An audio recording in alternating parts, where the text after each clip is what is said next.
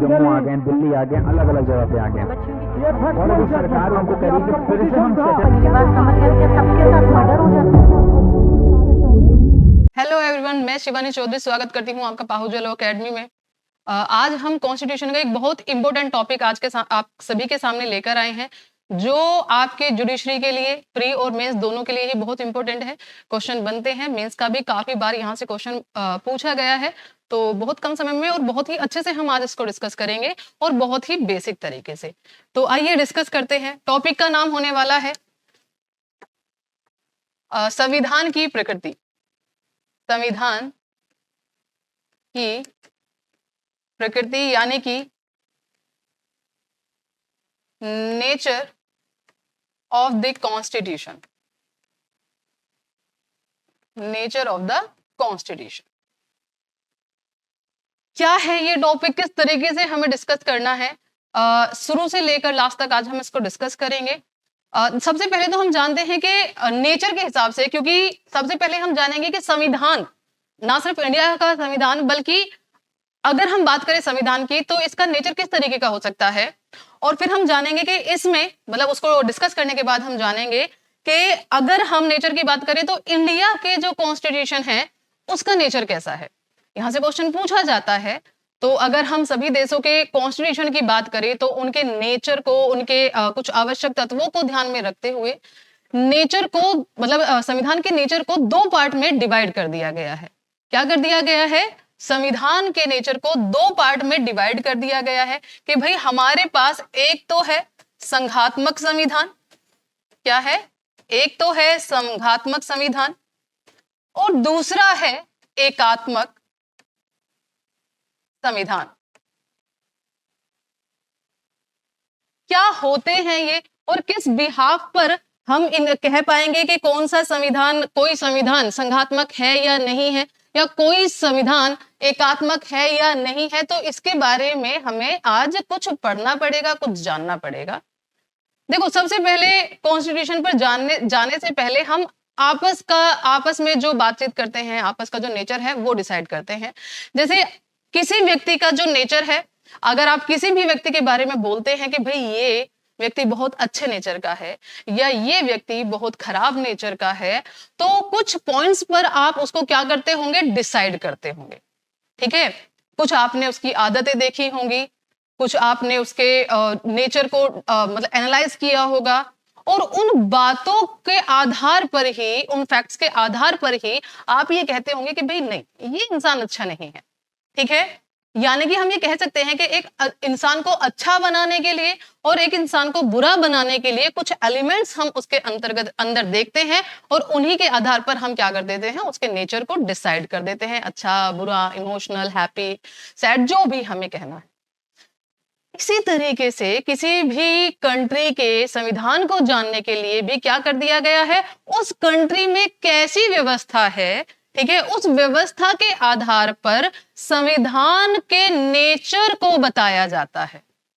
जैसे एक शब्द में अगर मैं आपसे कहूं कि संघात्मक संविधान क्या होता है, तो जिस भी देश में पावर ऑफ डिस्ट्रीब्यूशन होता है, यानी कि शक्तियों का विभाजन होता है। क्या होता है? इंपॉर्टेंट बात याद रखना, क्या होता है? शक्तियों का विभाजन। शक्तियों का विभाजन किसके बीच में विभाजन? तो राज्य और केंद्र के बीच में। राज्य और केंद्र के बीच में जब शक्तियों का विभाजन संविधान के द्वारा कर दिया जाता है तो हम ये कहते हैं कि वहां का संविधान क्या है? संघात्मक है। ये बेसिक पॉइंट्स मैं आपको बता रही हूं, उसके बाद हम और भी पॉइंट्स इसके डिस्कस करेंगे। तो सबसे बेसिक पॉइंट क्या है कि संघात्मक क्या होता है कि जहां शक्तियों का विभाजन होता है, किस किस के बीच में?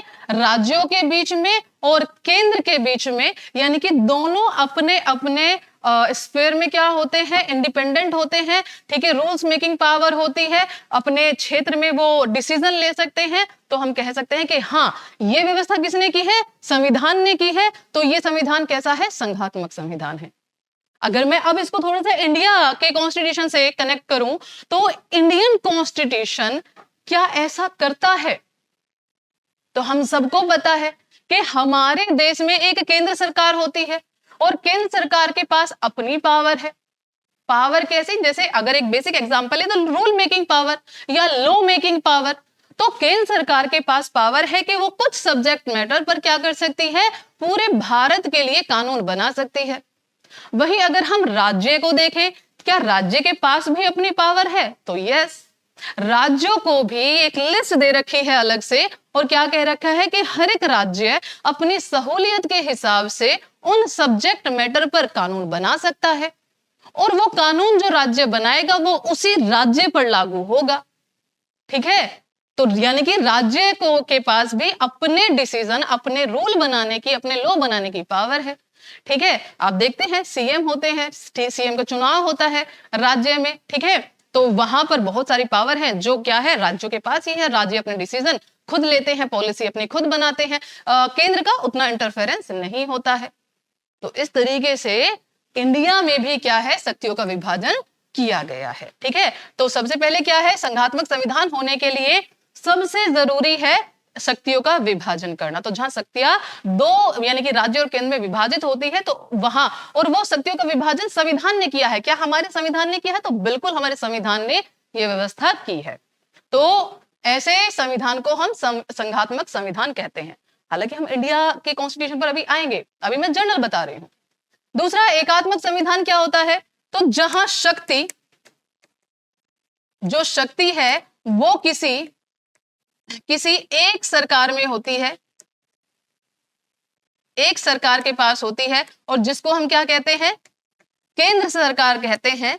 तो वहां का संविधान को हम कह सकते हैं कि ये संघात्मक क्या है, एकात्मक संविधान है। यानी कि वहां जो पावर है, डिस्ट्रीब्यूशन ऑफ पावर है, वो राज्य और केंद्र के पास नहीं होता है, बल्कि वहां कोई एक शक्ति होती है और उस एक शक्ति के पास ही क्या होता है, पावर होती है कि वो पूरे देश के लिए जब जहां जैसे जरूरत है डिसीजन ले, कानून बनाए, रूल बनाए, जो भी कुछ करना है वो एक ही सरकार के पास पावर होती है। ठीक है, तो यहां पर अगर हम देखें, अगर बिल्कुल बेसिक, ये हम इंडिया कॉन्स्टिट्यूशन के बारे में नहीं पढ़ रहे हैं, अभी हम सिर्फ कॉन्स्टिट्यूशन के बारे में पढ़ रहे हैं।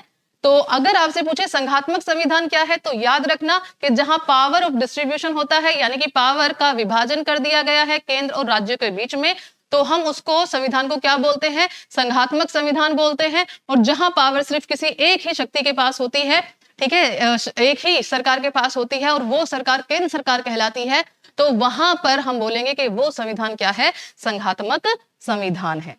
अब बात आती है कि अच्छा, अगर हम नेचर देखें तो जो भारत का संविधान है, क्या है, जो भारत का संविधान है उसका नेचर कैसा है। ठीक है, तो सबसे पहले नेचर को, यानी कि अगर मैं संघात्मक संविधान की बात करूं तो भारत पर हम बाद में आएंगे। अगर मैं संघात्मक संविधान के आवश्यक तत्वों की बात करूं तो हमें ये सबसे पहले देखने होंगे कि किसी भी संविधान को संघात्मक कहने से पहले कुछ आवश्यक तत्व बताए गए हैं, कुछ एलिमेंट्स बताए गए हैं। अगर वो एलिमेंट्स, वो आवश्यक तत्व उस संविधान में पाए जाते हैं तो हम ये कह सकते हैं कि हाँ, वहां का संविधान क्या है, संघात्मक संविधान है। ठीक है, जैसे मैंने कहा कि जब हम अच्छा बुरा इंसान को ढूंढते हैं तो कुछ एलिमेंट्स पर हम तय करते हैं कि कोई इंसान अच्छा है या बुरा है, इंटेलिजेंट है या बेवकूफ है, कुछ एलिमेंट्स होते हैं। तो इसी तरीके से कोई संविधान संघात्मक है या नहीं है, इसके लिए भी कुछ एलिमेंट्स बताए गए हैं और जिस भी संविधान में वो एलिमेंट्स पाए जाएं तो ये मान लीजिए कि वो संविधान क्या है, संघात्मक संविधान है। सबसे पहला, ठीक है, संविधान शक्तियों का विभाजन क्या है, शक्तियों का विभाजन, यानी कि जहां पर जो संविधान है वो शक्तियों को क्या कर देता है, विभाजन कर देता है। जैसे कि अभी हमने डिस्कस किया, किसमें, राज्य और केंद्र के बीच में, राज्य और केंद्र के बीच में, तो वहां ये कहा जाएगा कि ये संविधान, ये जो आवश्यक तत्व है, ये संघात्मक संविधान का आवश्यक तत्व है। अब इसको थोड़ा सा रिलेट करते हुए चलिएगा अपने संविधान से, यानी कि भारत के कॉन्स्टिट्यूशन से, क्या भारत में ये पावर राज्यों, मतलब ये जो पावर है ये संविधान के अंतर्गत दे रखी है कि राज्य अपने क्षेत्र में शक्ति का प्रयोग करेगा, केंद्र अपने क्षेत्र में शक्तियों का प्रयोग करेगा? तो जहां पर संविधान में ही ये व्यवस्था कर दी गई है तो उस संविधान को हम क्या कहते हैं? संघात्मक संविधान कहते हैं। और अगर हम इसको भारत से कनेक्ट करें तो बिल्कुल भारत के संविधान में यह व्यवस्था की गई है कि यहां पर राज्य को अपने क्षेत्र में शक्तियों का प्रयोग करने की पावर है, वहीं केंद्र को भी अपने जो क्षेत्र है उसमें शक्तियों का प्रयोग करने की पावर है। ठीक है, राज्यों के क्षेत्र अधिकार में केंद्र इंटरफेरेंस नहीं करता है। और ये मैं जर्नली बता रही हूं, इसके बाद में जाकर हम कुछ आलोचनात्मक तथ्य है वो भी डिस्कस करेंगे। तो सबसे पहला है विभाजन, जो भारत के मतलब शक्तियों का विभाजन राज्यों और केंद्र के बीच में, जो भारत का संविधान भी इसकी व्यवस्था करता है। दूसरा है संविधान का सर्वोपरि होना, सर्वोच्चता।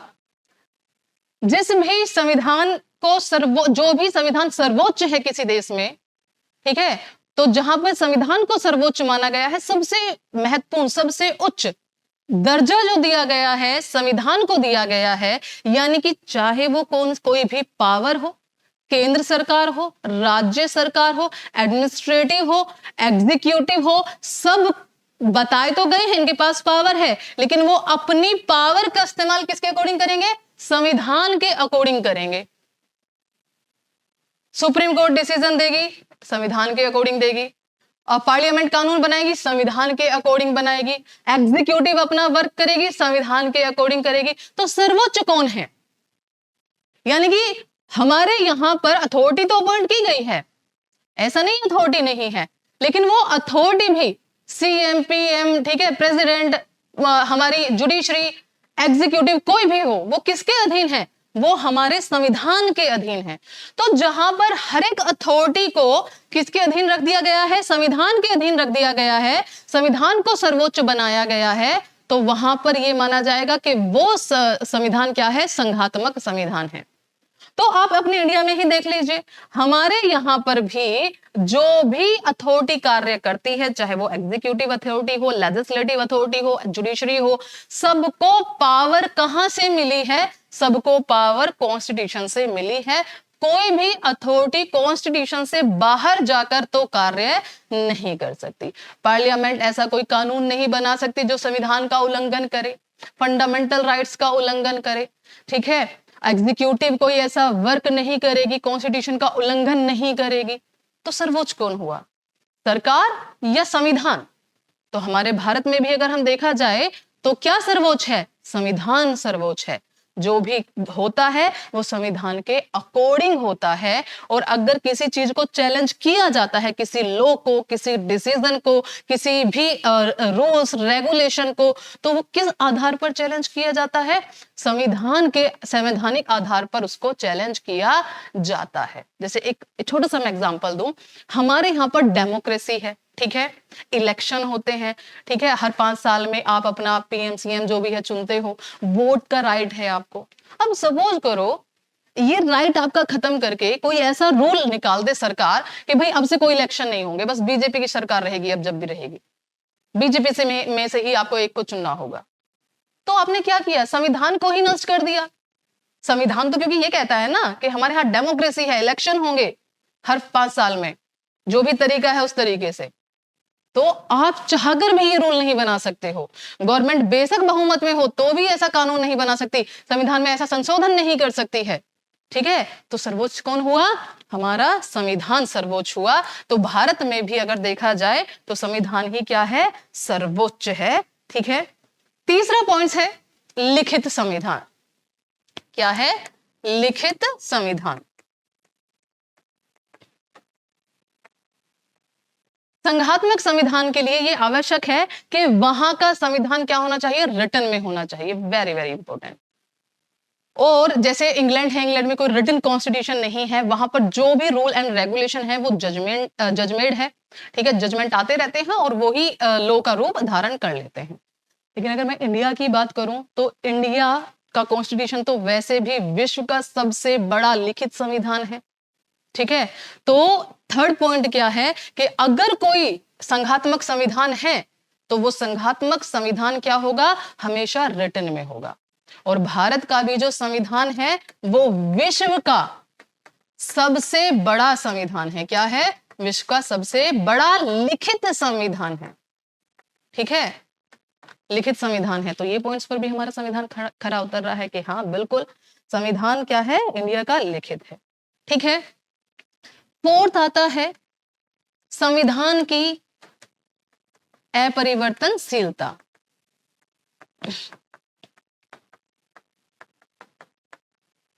संविधान की अपरिवर्तनशीलता यानी कि एक तरीके से जो संविधान रिजिड होता है, रिजिड का मतलब क्या होता है, अपरिवर्तनशीलता का मतलब क्या होता है कि उस संविधान में बहुत इजीली संशोधन नहीं किया जा सकता।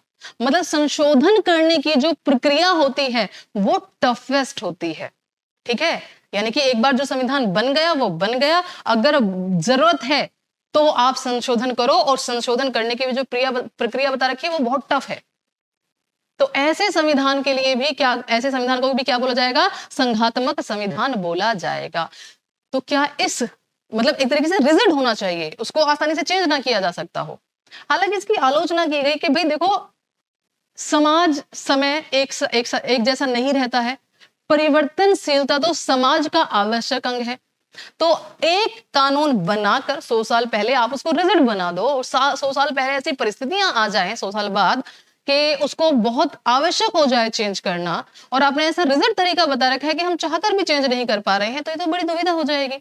ठीक है, तो हालांकि अगर मैं अमेरिका का यहां से कंपैरिजन करूं तो अमेरिका का जो कॉन्स्टिट्यूशन है वो बहुत रिजिड है। उसमें अब तक 10-12 ही संशोधन हुए हैं, जबकि वो इंडिया से बहुत साल पहले का संविधान है। और जो भारत का संविधान है, ठीक है, अभी इसको 100 साल भी नहीं हुए हैं, और 100 से ज्यादा परिवर्तन यहाँ पर यानी कि संशोधन हो चुके हैं। तो थोड़ा सा इस पॉइंट्स पर हमारा जो संविधान है वो थोड़ा सा मतलब लचीला नजर आता है। यानी कि भारत का संविधान पूरी तरीके से रिजिड नहीं है, ये रिजिड के गुण भी रखता है, मतलब ये थोड़ा सा कठोर भी है और ये लचीला भी है। कुछ प्रोविजन है जिसमें संशोधन करने की प्रक्रिया टफ बना रखी है, उसमें इजीली संशोधन नहीं हो सकता। यानी कि वही पार्लियामेंट का पूरा बहुमत 2/3 की मेजोरिटी, और साथ के साथ 50% जो राज्य हैं, राज्य में जो विधान मंडल है उनकी कंसेंट, उनका अनुसमर्थन से ही संशोधन हो सकता है कुछ प्रोविजन में। तो ये रिजिड है वो वाले प्रोविजन, और बाकी जो उतने नहीं है, मतलब जो संघात्मक संघ से रिलेटेड नहीं है, उसमें सिर्फ पार्लियामेंट ही बहुमत से 2/3 की मेजोरिटी से संशोधन कर सकती है। तो हमारे यहाँ संशोधन की जो प्रक्रिया है वो अलग अलग बताई गई है, और यही रीजन है कि अब तक इतने संशोधन हो चुके हैं।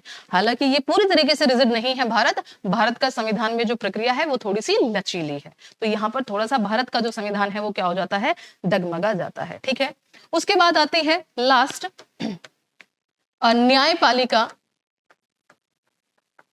न्यायपालिका की स्वतंत्रता। यानी कि जो भी संविधान किसी मतलब न्यायपालिका यानी कि जुडिशरी को क्या करता है, स्वतंत्र करता है। किससे? एग्जीक्यूटिव से। किससे? हमारी लेजिस्लेचर से। और ये प्रावधान, ये प्रोविजन कहाँ किए गए हैं? कॉन्स्टिट्यूशन के अंदर ही किए गए हैं। तो वो कॉन्स्टिट्यूशन भी क्या होता है? संघात्मक कॉन्स्टिट्यूशन होता है। जैसे जुडिशरी क्या डिसीजन दे रही है, क्या नहीं दे रही है, हमारी जुडिशरी का जो डिसीजन है वो किस आधार पर आया है,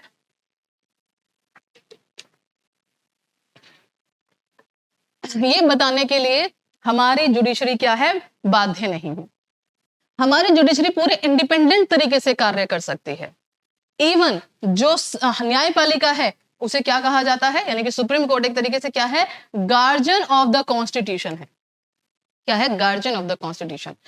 अगर संविधान का कहीं भी उल्लंघन होता है, कोई ऐसा कानून बना दिया जाता है जो संविधान के उल्लंघन में है, तो उसको चेकआउट न्यायपालिका ही करती है। उसको चैलेंज हाईकोर्ट और सुप्रीम कोर्ट में ही किया जाता है। कोई लॉ है जो लग रहा है संविधान के खिलाफ है, उसको चैलेंज सुप्रीम कोर्ट के पास ही किया जाता है या हाईकोर्ट के पास किया जाता है। तो सुप्रीम कोर्ट क्या है, एक तरीके से जुडिशरी क्या है, अपने आप में इंडिपेंडेंट है। वो संरक्षक बनी बैठी है संविधान का। ठीक है, उसमें कोई हस्तक्षेप नहीं कर सकता, दबाव नहीं डाल सकता। हालांकि रियलिटी अगर आप कहो कि भाई कुछ मतलब, क्योंकि देखो वहां बैठने वाले भी इंसान हैं, वो किसी को फेवर कर रहे हैं, वो अलग मुद्दा हो जाता है। बाकी संविधान ने तो वैसे ही व्यवस्था की है कि भाई आपको किसी के दबाव में आने की जरूरत नहीं है।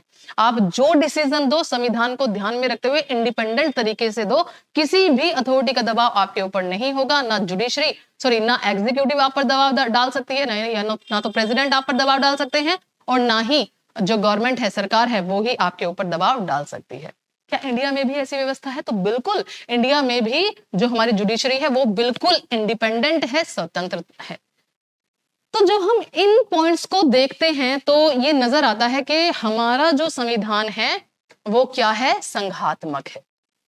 क्या है? संघात्मक है, क्योंकि पांचों के गुण, अगर मैं थोड़ा सा इसको छोड़ दूं क्योंकि बहुत ज्यादा रिजिड नहीं है, दोनों ही प्रक्रिया, रिजिड और लचीली, दोनों ही प्रक्रिया हमारे संविधान में बताई गई है। बाकी सारे पॉइंट्स पर हमारा संविधान क्या है? खरा उतरता है। यहाँ पर शक्तियों का विभाजन भी है, संविधान सबसे सर्वोच्च भी है, संविधान लिखित में भी है, इवन विश्व का सबसे बड़ा लिखित संविधान है, ठीक है, अपरिवर्तनशील, कुछ प्रोविजन में संशोधन करने की पावर भी इतनी इजी नहीं है, और बाद में न्यायपालिका की स्वतंत्रता भी भारत के संविधान में ही दे रखी है। तो इस हिसाब से तो भारत का संविधान जो है वो संघात्मक होना चाहिए, क्योंकि संघात्मक संविधान के जो गुण हैं वो भारत के संविधान में है। तो इस हिसाब से क्या हम ये कह दें कि संविधान जो है हमारा वो संघात्मक है? तो बिल्कुल कह सकते हो कि हमारा जो संविधान है वो क्या है? संघात्मक है। इवन जो कॉन्स्टिट्यूशन मेकर थे उन्होंने भी कहा है कि हम मानते हैं, क्या कहा उन्होंने? कि हम मानते हैं कि हमारे कॉन्स्टिट्यूशन में कुछ पॉइंट्स ऐसे हैं जो इसको एकात्मक यानी कि यूनिटरल कॉन्स्टिट्यूशन की तरफ लेकर जाते हैं। फिर भी हमारी जो मंशा है कॉन्स्टिट्यूशन को बनाने की वो कैसी है? वो हम इसको संघात्मक बनाना ही चाहते हैं, तो हमारा संविधान संघात्मक ही है। लेकिन कुछ विधि वेताओं ने क्या किया है? इसकी आलोचना की है कि बिल्कुल आप इस पॉइंट्स पर खरे उतर रहे हैं, लेकिन कुछ ऐसे तत्व भी आपके संविधान में विद्यमान हैं जो इसके संघात्मक होने पर प्रश्न चिन्ह लगा देते हैं। प्रश्न चिन्ह कैसे लगा देते हैं? तो वो उन्होंने संविधान को स्टडी किया और वो पॉइंट्स निकाल कर लोगों के सामने रखे कि देखो, इन पर भी विचार करो, कहां रह गया आपका जो कॉन्स्टिट्यूशन है वो संघात्मक? तो इसकी क्या की गई? आलोचना की गई। किसकी? भारत का संविधान संघात्मक है या नहीं है, इस बात की कुछ पॉइंट्स पर आलोचना की गई। जैसे सबसे पहले क्या? राज्यपाल की नियुक्ति। क्या? राज्यपाल की नियुक्ति यानी कि अपॉइंटमेंट ऑफ गवर्नर। अब देखो क्या है, जो राज्यपाल है वो स्टेट का एग्जीक्यूटिव हेड होता है। जैसे केंद्र में एग्जीक्यूटिव हेड कौन है? प्रेसिडेंट। वैसे ही राज्य में जो एग्जीक्यूटिव हेड है वो गवर्नर होता है, राज्यपाल होता है। लेकिन अब ये राज्य, ये किसका है? राज्य का है। लेकिन इसका अपॉइंटमेंट कौन करता है? केंद्र करती है। केंद्र सरकार करती है या नहीं करती है? केंद्र सरकार कैसे करती है? प्रेसिडेंट करते हैं इनका अपॉइंटमेंट। तो जब एक स्टेट के हेड, एग्जीक्यूटिव हेड का अपॉइंटमेंट ही केंद्र कर रही है, तो कहां रह गई पावर स्टेट के पास? इस पॉइंट पर क्या किया गया? आलोचना की गई भारत के संविधान की। पहला पॉइंट। दूसरा, राष्ट्रीय हित में राज्य सूची पर कानून बनाने की पावर। क्या है? दूसरा क्या है? राष्ट्रीय हित में राज्य सूची पर विधि बनाने की केंद्र की शक्ति।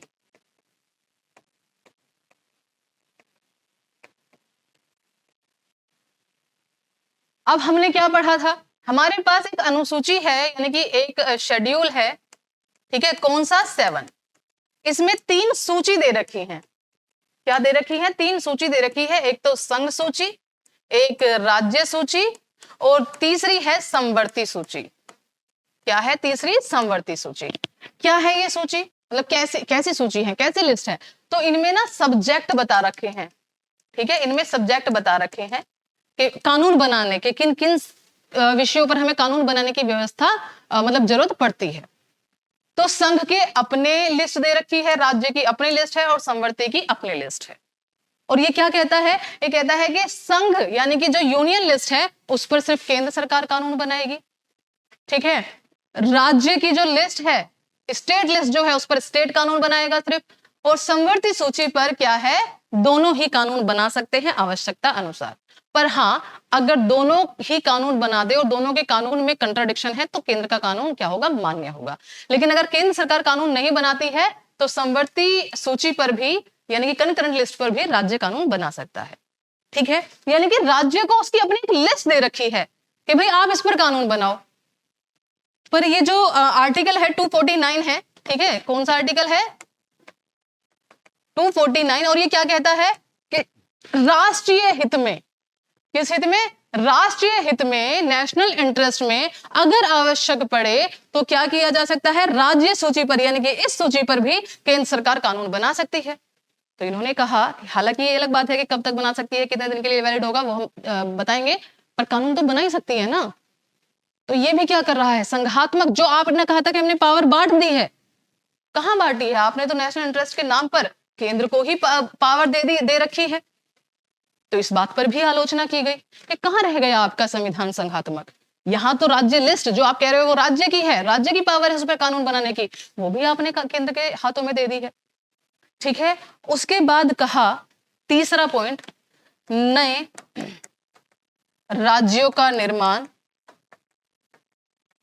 ठीक है, उनका नाम परिवर्तन करना, उनकी सीमाओं में परिवर्तन करना, ये भी पावर किसके पास है। तो कहा आर्टिकल जो 3 है उसमें ये पावर किसके पास है, आर्टिकल 3 में केंद्र के पास है, संसद के पास है।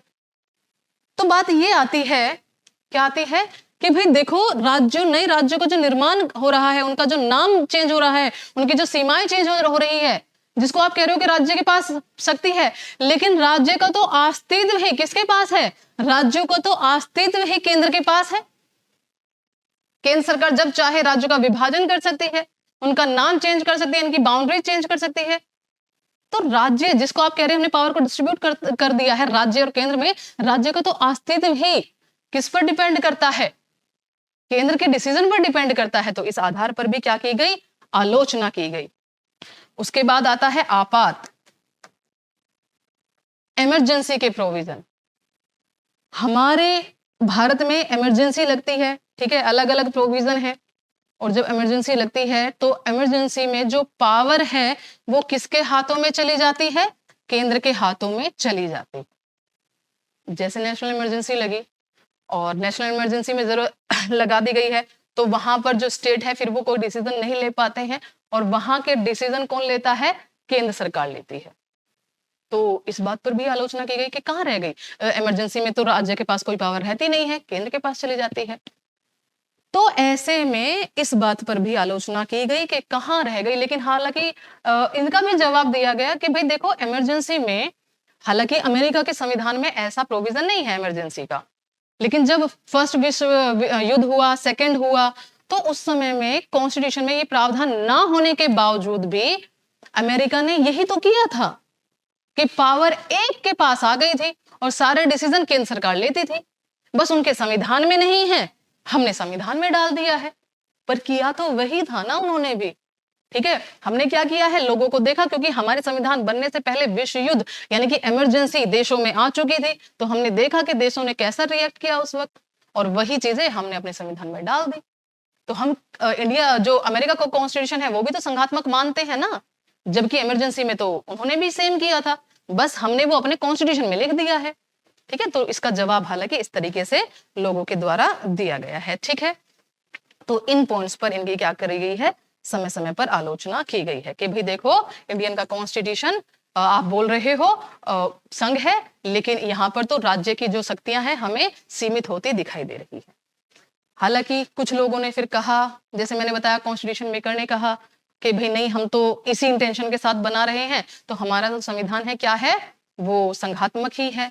एक केसी वियर नाम के जुरिस्ट थे, उन्होंने कहा कि भारत का जो संविधान है वो ना तो एकात्मक है ना संघात्मक है, इसमें संघात्मक के गुण भी हैं और इसमें एकात्मक के गुण भी हैं, तो हम इसको क्वासी फेडरल कह देते हैं, यानी कि अर्ध संघात्मक कह देते हैं, कि पूरी तरीके से संघात्मक नहीं है, क्या है, अर्ध संघात्मक है। इसी तरीके से एक और प्रोफेसर थे, उन्होंने कहा कि इंडियन कॉन्स्टिट्यूशन संघात्मक है, मतलब एकात्मक के गुण भी हैं, लेकिन मतलब इसमें संघात्मक है लेकिन इसमें एकात्मक के गुण भी क्या है, विद्यमान है।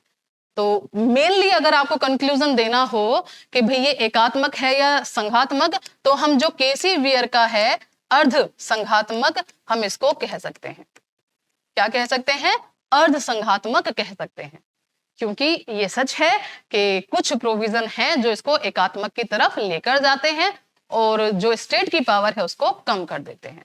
तो कंक्लूजन में अगर हमें लिखना है तो हम कह सकते हैं कि ना तो ये एकात्मक है पूरी तरीके से, ना संघात्मक है, बल्कि ये दोनों का मिश्रण है। तो दोनों के मिश्रण को क्या कहा गया, अर्ध संघात्मक कहा गया। किसने कहा, तो ये केसी वियर ने कहा था। ठीक है, बाकी अगर हम क्लास में मिले तो हम क्लास में और अच्छे से विद केस लॉस को डिस्कस करेंगे। आज की वीडियो को हम यहीं समाप्त करते हैं। आपको ये वीडियो कैसी लगी आप हमें कमेंट बॉक्स में जरूर बताइएगा। अगर आपका कोई डाउट है तो भी आप हमें बता सकते हैं। ठीक है, मिलते हैं आपसे अगले वीडियो में, तब तक के लिए thank you everyone, best of luck. Subscribe for more content.